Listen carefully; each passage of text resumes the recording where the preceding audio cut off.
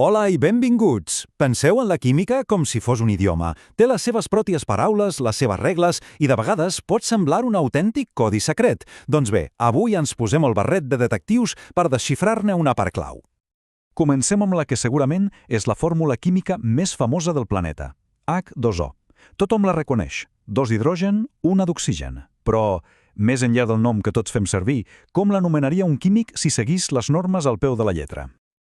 Aquesta és la gran pregunta que ens guiarà avui. Si entenem la resposta, no només resoldrem aquest petit misteri, sinó que tindrem la clau per anomenar mils d'altres compostos. Anem-hi! Molt bé, ens hi capbussem de ple. Comencem per la primera gran família, els compostos que estan formats només per elements no metàl·lics. Aquí, per sort, les regles són bastant clares i directes. Aquests són compostos on dos no metals, diguem-ne, es donen la mà i comparteixen electrons. La clau de tot plegat per anomenar-los? Els prefixos multiplicadors, que no és res més que una manera elegant de dir que hem de comptar quants àtoms hi ha de cada element. Vinga, anem a veure com funciona a la pràctica amb un exemple concret, NBr3. Què tenim aquí? Doncs un àtom de nitrogen i 3 de brom. Com traduïm això a un nom? Anem pas a pas. El procés és molt més lògic del que sembla. Primer, ens fixem en l'element de la dreta, el brom. Com que en tenim 3, fem servir el prefix tri. Després, canviem el final del nom per iur, així que de brom passem a bromur. I per acabar, només cal afegir de i el nom de l'altre element, el de l'esquerra, que és el nitrogen. I voilà, tribromur de nitrogen. El nom ens ho diu tot, és com una radiografia de la molècula. 3 de brom, 1 de nitrogen. És un sistema bastant elegant, oi que sí? Perfecte. Ja sabem passar de la fórmula al nom. Ara anem a pujar de nivell. Fem el camí a la inversa. Aquesta habilitat és igual d'important i, com veureu, la lògica és exactament la mateixa. Aquí tenim el repte tetraclorura de carboni. Pot sonar una mica imponent, però no us deixeu enganyar. El nom ja ens està donant totes les pistes que necessitem. Només hem de saber llegir-les. Exacte. Penseu-hi com si fos un trencaclosques. Cada part del nom és una peça que hem de col·locar al seu lloc per construir la fórmula final. Aquesta imatge ho il·lustra perfectament. A veure, desmuntem-ho. Carboni ens diu que hi haurà una C. Clorur ens diu que ve del clor, o sigui, Cl. I la peça clau, el prefix tetra. Això vol dir 4. 4 de què? Doncs de l'element que acompanya, el clor. El carboni no té prefix, així que assumim que només n'hi ha un. Ho ajuntam tot i tenim CCl4 fet. Fins ara, tot eren compostos entre no metalls. Però, i què passa quan un dels jugadors de l'equip és un metall? Les regles canvien per complet? Anem a investigar-ho. Quan tenim un metall i un no metall, parlem de sals binàries. Aquí la cosa canvia una mica. En lloc de compartir electrons, el metall en cedeix-la al no metall. Però, i aquí ve la bona notícia, el sistema per anomenar-los és sorprenentment semblant. Agafem aquest altre exemple, Al2S3.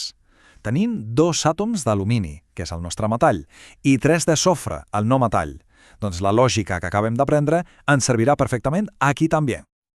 I aquesta comparació ho deixa claríssim. Mireu, el procés per a l'NBr3 i per a l'Al2S3 és gairebé un calc.